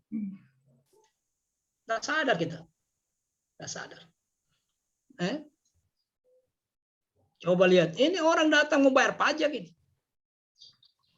Sampai antri-antri. Nah untung sekarang ini kalau sudah sistem online, kita bayar dari rumah. Nah harusnya di bangkai begitu, karena itu pendapatan. Orang ini pengusaha datangnya, orang bijak taat pajak. Oh, mau bayar pajak kok antri? Harusnya tidak boleh. Bayangkan bayar pajak itu kita kasih uang ke daerah. Ini uang untuk daerah, untuk menambah PAD supaya APBD-nya juga terdongkrak. Bayar pajak orang. Sekarang bayar pajak sudah mau dialihkan ke elektronifikasi semua Pak. Jadi bukan baru sudah dialihkan. Iya, sekarang di Palu itu lewat HP saja. Nggak ada lagi orang antri-antri begini. Kalau dulu 5 tahun lalu saya ganti STNK itu lamanya. Begitu banyak yang mau diisi. Ada format itu yang lebarnya kayak buku di KUD itu, buku besar itu. Padahal kita ini mau kasih uang daerah. Kenapa tidak diambil alih isinya? Bukan kita mau meminjam uangnya daerah, tidak. Mau kasih uang ke daerah. Sadar betul kita bahwa pajak ini pendapatan daerah. Makanya layanannya sebaik mungkin. Nggak usah orang disuruh ke kantor. Nggak usah. Masa kita bayar STNK, isi itu format luas. Ada format dulu. Kalau mobil itu jadi bingung sendiri kita mengisi. Apa ya? Nah sekarang di mana-mana sudah ada, kalau di Palu ini banyak sekali itu unit-unit pelayanan. Kalau hanya kasih panjang STNK, perpanjang STNK gampang sekali. Gampang sekali. Bahkan wilayah Jawa dan Bali sudah online semua. Jadi mobil yang dibeli di Bali boleh dibayar di Jawa. Yang di Jawa boleh dibayar di mobil. Dibayar di Bali. Nah, sebentar nanti mungkin seluruh Indonesia begitu. Jadi kalau mobil kita beli di Manado, nggak usah bayar pajak ke Manado lagi. Bayar dari Palu. Karena itu pendapatan negara. Masa iya orang kasih uang kita persulit? Coba bayangkan itu. Orang datang ke rumahnya ibu, kasih uang. Ibu persulit. Tidak dibuka pintu pagar. Baru dibentak-bentak lagi. Ini mah kasih uang lama-lama. Padahal ini orang datang mau kasih uang. Ya, coba lihat ini pelayanan berikutnya. Ini ilustrasi saja ya. Coba. Begitu yang ini dilayani, begitu giliran yang ini sudah tidak ada petugas. Ini namanya diskriminatif. Makanya nilai dasar itu ditanamkan. Salah satu caranya, salah satu upayanya itu menghilangkan sifat-sifat diskriminatif. Ya. Nah, sebenarnya publik itu menghendaki 3 saja, bukan sampai 5 ini. Ya, mudah, murah, dan cepat. Itu saja. Tidak usah sampai lebih, ya sederhana itu mudah, simpel. Lebih murah, kemudian lebih cepat. Itu saja. Disitulah letak kepuasan publik. Secara pertanggungjawaban keuangan, benar Bapak dan Ibu, semua OPD kita ini bertanggung jawab secara berjenjang pemanfaatan keuangan. Tetapi hasil akhir, apakah pelayanan ini bagus atau tidak, yang menyimpulkan itu adalah publik. Walaupun Anda bisa mempertanggungjawabkan penggunaan keuangan itu dengan benar sesuai dengan akuntansi keuangan, tetapi ukuran terakhir, apakah layanannya Bapak dan Ibu itu maksimal, publik yang menjawab. Publik bertanya, seberapa puas publik atas layanan kita semua? Ya. Jadi kira-kira begini, yang mengatakan Rinso itu bagus, jangan pemilik pabrik Rinso. Harusnya ibu-ibu yang menggunakan Rinso itu yang ditanya. Betulkah Rinso itu bagus, Ibu? Nah, makanya yang muncul di pariwara ya, di reklame itu ibu yang muncul mengatakan bahwa Rinso itu sangat bagus. Karena mereka yang pakai. Nah, publik yang akhirnya menilai kepuasan. Bukan direktur rumah sakit yang mengklaim. Bukan kapus, bukan kepala puskesmas, bukan. Kalau pertanggungjawaban keuangan, ya, secara berjenjang lembaga itu bertanggung jawab sesuai dengan sumber dana yang dia gunakan. Tetapi menyangkut fungsional layanan, apakah layanan itu berfungsi, masyarakat yang menyimpulkan. Makanya ketika masyarakat tidak puas, maka dia alihkan kedaulatannya. Kan pemilik kedaulatan ini kan rakyat. Cuma kedaulatannya dia serahkan kepada siapa? Kita semua menyerahkan kedaulatan kepada orang yang kita anggap mampu memegang amanah itu. Kapan kita menyerahkan kedaulatan? Ketika berada di bilik suara. Nah, ingat Bapak dan Ibu diangkat oleh Pak Bupati. Pak Bupati itu PPK-nya, pejabat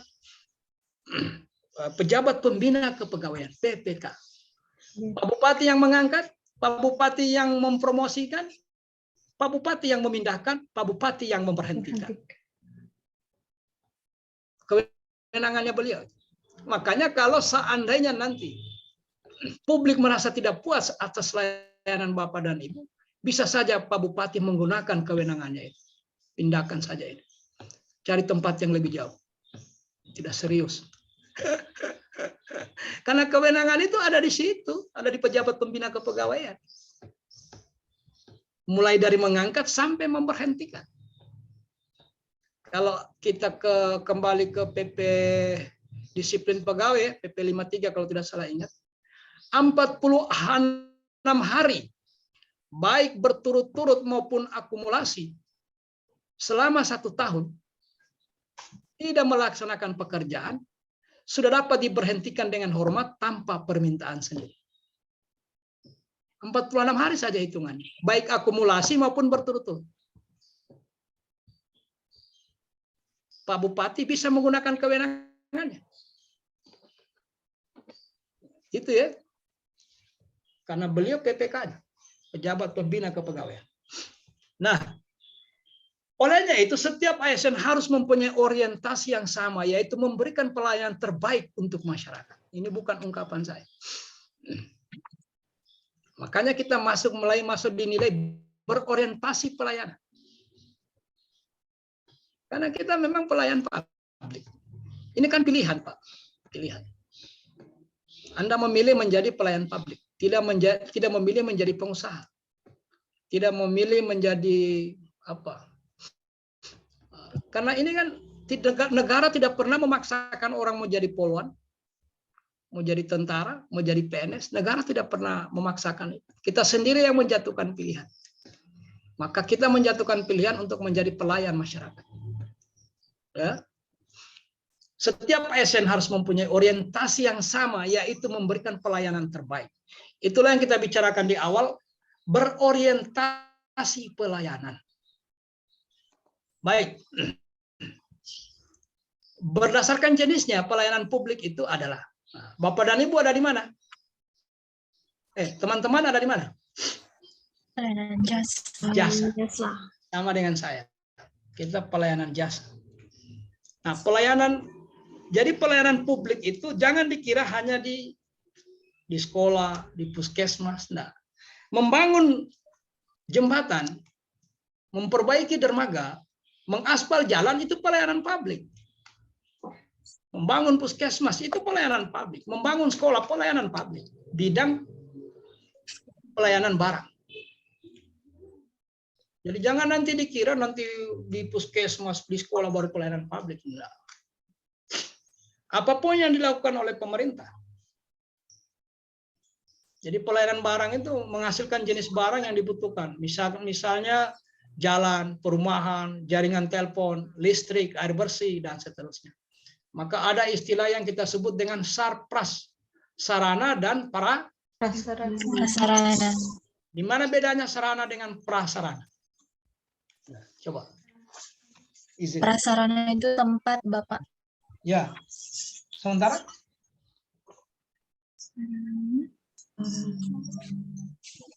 Cara membedakannya supaya mudah.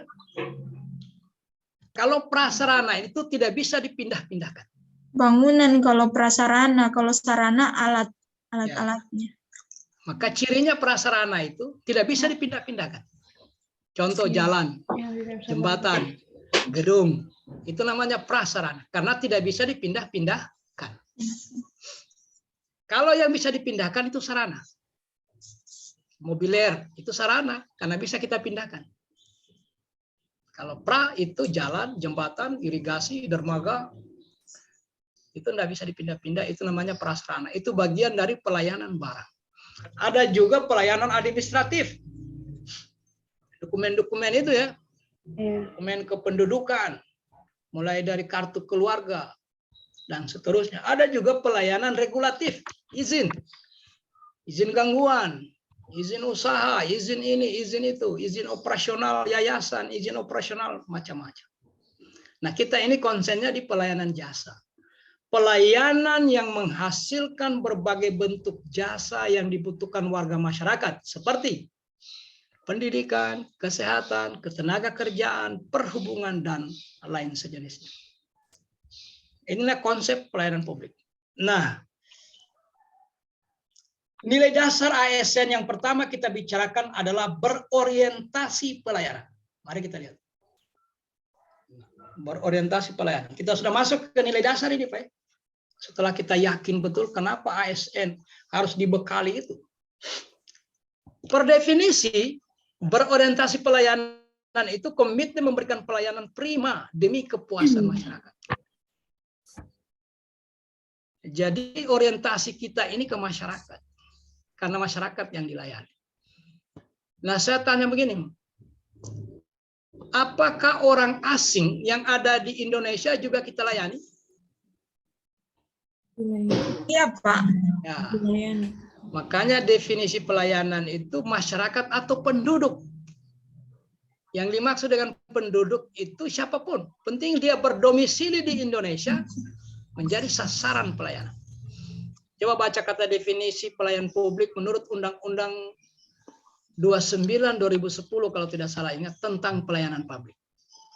Maka yang dimaksud dengan masyarakat atau publik itu adalah masyarakat atau penduduk. Yang dimaksud dengan penduduk itu termasuk di dalamnya warga negara asing. Nah, kalimat afirmasi, kalimat penyemangatnya untuk menghayo-hayo kita semua, kalau dikaitkan dengan berorientasi pelayanan, maka kalimat afirmasinya adalah kami berkomitmen memberikan pelayanan prima demi kepuasan masyarakat. Jadi ada komitmen yang ingin dibangun. Ini yang maksudnya dihadirkan di alam berpikir. Karena ini yang memotivasi kita. Ini yang menyemangati. Ya. Maka dengan demikian kata kuncinya, kalau benar-benar kita berorientasi pelayanan, kata kuncinya pertama, responsivitas, responsibility, responsif. Apa maksudnya responsif? Responsif. Tanggapan, Pak. Ya? Tanggapan. Ya, tanggap, responsif, tanggap. Apa semacam sensitif. Sensitif itu ada orang memplesetkan, katanya sensitif itu sentuh sedikit langsung aktif. Kalau ini responsif, respon dia Pak. Jadi kayak orang tadi ini kan ini tidak respon ini, jauh dari respon ini. Mana tadi? Tidak ada yang responsif. Ada yang respon. Sudah ini orang sudah berjalan bawa map dari ruang depan sampai toilet terakhir, tidak ada seorang pun yang tegur. Artinya kita belum berorientasi pelayanan. Karena kita masih paradigma lama. Paradigma lama itu PNS itu penguasa. Dia mengatur semua. Nah, paradigma baru dirubah dari posisi sebagai orang yang mengatur menjadi orang yang melayani. Sehingga lahirlah responsif. Jadi kalau berorientasi pelayanan itu yang pertama itu responsif. Tidak sekedar merespon karena kita ingin memberikan yang terbaik dari yang paling baik, pelayanan prima, maka pastikan kualitasnya. Pastikan kualitas layanannya. Jangan datang orang, oh anu ibu ya, fotokopi KTP ibu. Udah dia pergi, naik ojek fotokopi KTP. Begitu dia serahkan fotokopi KTP, oh rupanya anu ibu, tanpa kartu keluarga. Balik lagi dia ke rumah, sewa ojek lagi. Ambil kartu keluarga, fotokopi. Ternyata sampai di sana, oh anu juga satu ibu, rekening listrik. Nah, kan tidak berkualitas itu. Jauh sekali dari kualitasnya. Kenapa sih kalau kita satu kali kasih tahu? Yang berikutnya apa? Diakhiri dengan kepuasan publik. Bagaimana maksudnya orang puas ini? Kalau dia datang marah-marah, pulang tersenyum. Itu baru orang puas. Ini datang marah-marah, pulang pingsan. Ya orang datang dia, oh, ini Pak kenapa begini-begini? Dia begini Pak, sini Pak, di sini kita masuk di ruangan Pak. Apa masalahnya? Oh iya ya. Jadi kualitas. Kalau ini semua berubah, ini tertanam semua di pikirannya orang yang melayani publik, bangkit akan berubah. Yakin saja. Berubah. Nah, kalau 15% anggota organisasi sudah mau berubah, maka besar kemungkinan organisasi itu berubah. Makanya jumlah latsar itu terus genjot. Dengan demikian nanti dari 4 juta sekian pegawai negeri di Indonesia ini sudah 15% kekuatan kita mulai berubah. Kalau sudah 15% dia akan menjadi bola salju, menggelinding dia terus. Pada akhirnya kita menjadi birokrasi berkelas dunia. Kita bersaing dengan orang lain. Hari ini kita ada di, coba lihat itu hasil survei di modul itu. Pemanfaatan IT. Kita urutan keberapa? Akhirnya hari ini bangsa yang sebesar ini hanya menjadi tempat pelemparan. Pelemparan produk orang lain. Coba lihat, laptop saya pakai ini siapa yang bikin? HP yang Anda pegang siapa yang bikin? Motor yang kita pakai ke sana kemari buatan siapa itu? Elektronik yang ada di rumah siapa yang bikin itu? Coba bayangkan. bangsa sebesar ini dengan jumlah penduduk terbesar kedua di dunia. Luas wilayahnya hampir 10 juta kilometer persegi, air dan darat. Malaysia luasnya cuma 338 kilometer persegi. Singapura, satu kali kita beli tiket pesawat pasti ke luar negeri karena tidak ada penerbangan domestiknya, karena sempitnya Singapura. Brunei Darussalam lebih sempit dari Singapura. Kita adalah negara besar. Tetapi negara sebesar ini hanya menjadi tempat pelemparan produk orang lain. Tidak usah kita bicara persenjataan. Yang kecil-kecil yang ada di dapur, mulai dari ruang tamu sampai dapur. Nggak ada. Datang lagi Bapak dan Ibu generasi milenial mewarisi cara-cara berpikirnya saya dengan teman-teman. Begitu juga di Jawa Barat, begitu juga di DKI, begitu juga di Bali. Ternyata di Sulawesi Tengah juga begitu. Nggak ada perubahan. Ya. Jadi inilah kesadaran hidup berbangsa dan bernegara. Ya, saya tidak marah-marah ini. Wah, ini apa ini marah-marah, ini pagi-pagi sudah marah. Kita namanya autokritik. Kita kritik diri kita sendiri daripada orang lain yang kritik kita. Ya. Jadi kita mau merubah. Bayangkan Pak, satu-satunya produk kita yang merambah ke 16 negara adalah apa produk Indonesia yang bisa merambah ke 16 negara? Apa itu? Indomie. Orang serang kita dengan HP, orang serang dengan laptop, dengan mobil, dengan motor, dengan persenjataan, kita balas dengan Indomie. Tapi lumayan lah. Indonesia ini dikenal dengan Indominya. Di mana-mana, di Pakistan, di mana kita merambah Indomie. Nah, itu sebabnya Bapak dan Ibu dibuatlah kalau berorientasi pelayanan ini sampai jam berapa saya ini Bapak Ibu? 9. Oh, tidak lama lagi. Sampai jam 9, Pak. Satu ini selesai, nanti kita lanjutkan pertemuan 3JP-nya yang nanti kita akan bicarakan di dasar. Satu ini selesai. Pertama, memahami kebutuhan masyarakat. Jadi orang yang Anda layani itu pahami kebutuhannya.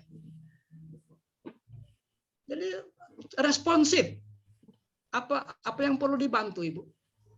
Apa yang perlu dibantah Ibu? Coba responsif. Pahami kebutuhan. Yang kedua, ramah, cekatan, solutif, dan dapat diandalkan. Ramah. Budayakan sudah ramah itu. Oh iya Bu ya, kalau yang itu Ibu urus, Ibu jalan ke sini, nanti belok kanan, di sebelah kiri itu, masuk di ruangan situ saja. Kan enak itu Pak. Enak betul, orang merasa dilayani. Dia akan bercerita di luar. Kalau kau bawa anakmu untuk divaksin, jangan bawa ke puskesmas lain. Bawa ke sini. Di sana ada Ibu Sri di sana. Layanannya luar biasa. Anda akan puas. Jadi ramah, cekatan, solutif. Nah, yang terakhir apa? Melakukan perbaikan. Melakukan perbaikan tiada henti. Kalau Yamaha itu apa motonya Yamaha? Semakin di depan. Semakin di depan. Kalau Honda?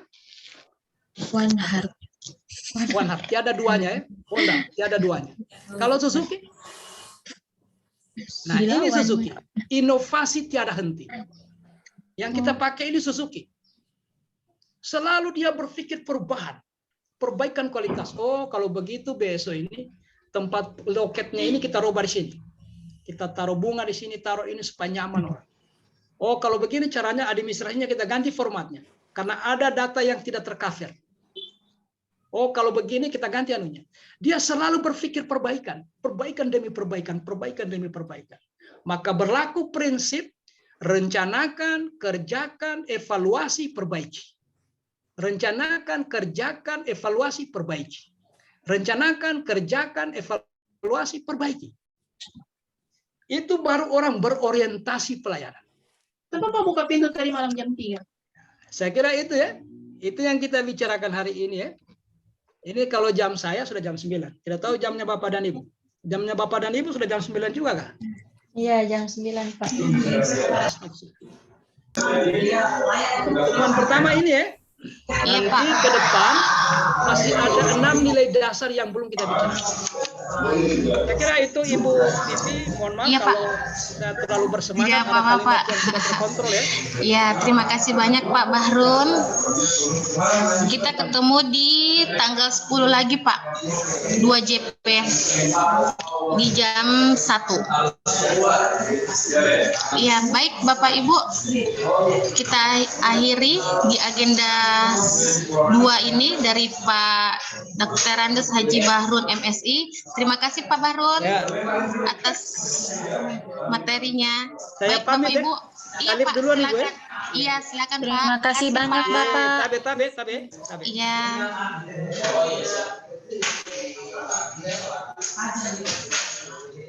Ibu, kita ke room besar.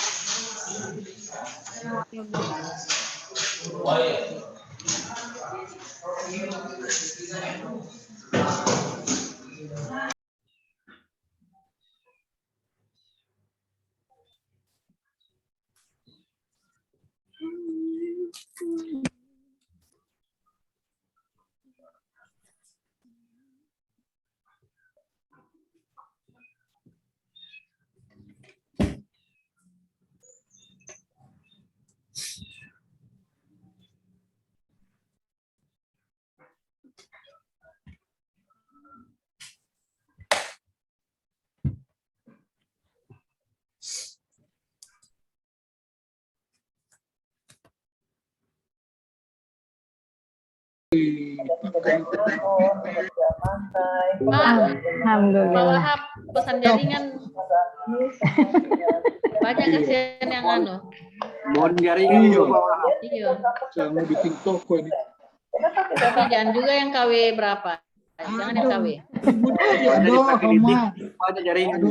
Mohon maaf Ibu Dewi, jaringan bangkit kurang bagus. Itulah. Siang. Makanya saya ambil pagi, kalau saya ambil siang Ya. ada lebih bagus. Boleh toh? Ombak ya, menyesuaikan ombak. Boleh toh saya bela pesertaku, boleh toh? Boleh. Memang Persoalan betul. ombak semua ini. Memang betul itu. Ya. Jadi, oke. Baiklah, alhamdulillah untuk pembelajaran agenda kedua telah selesai. Saya minta yang lapor, silakan.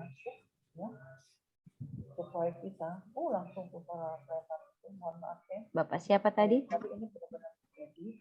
Langsung Pak Raif, silakan Pak Raif.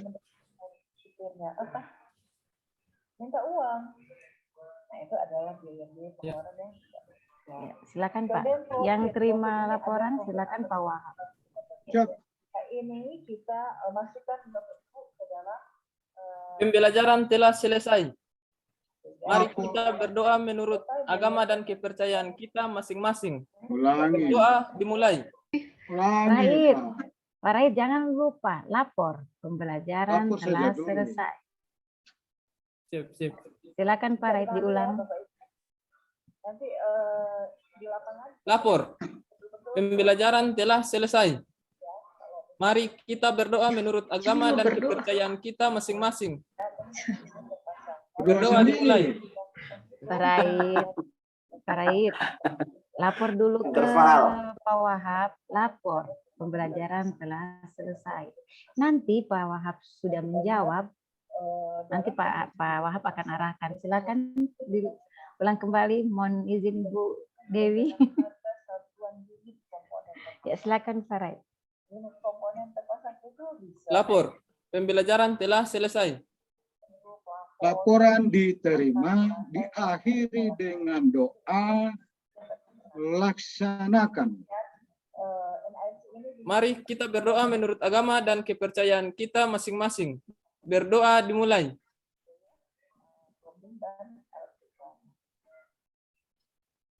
Nah, contoh penghitungan NIC dengan nah, seperti ini Bapak Ibu. Doa selesai. Untuk struktur bawah. Untuk peserta. Siap. Gerak.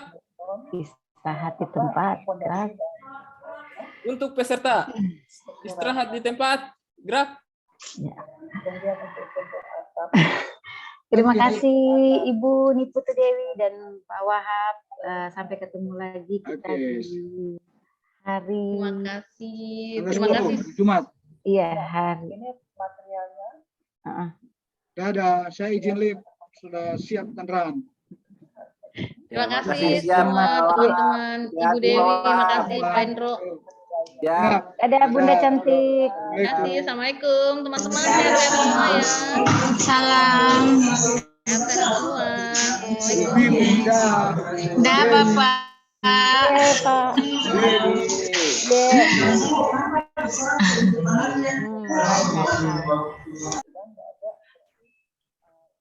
Pembelajaran telah selesai. Masuknya itu logatnya Parais. Pembelajaran selesai. Parais. Padahal itu ada sembilan lapor pakai interval segitu. Pembelajaran telah selesai. Tetap lapor Parais. Apa berekod itu? Apa berekod? Silakan masukkan.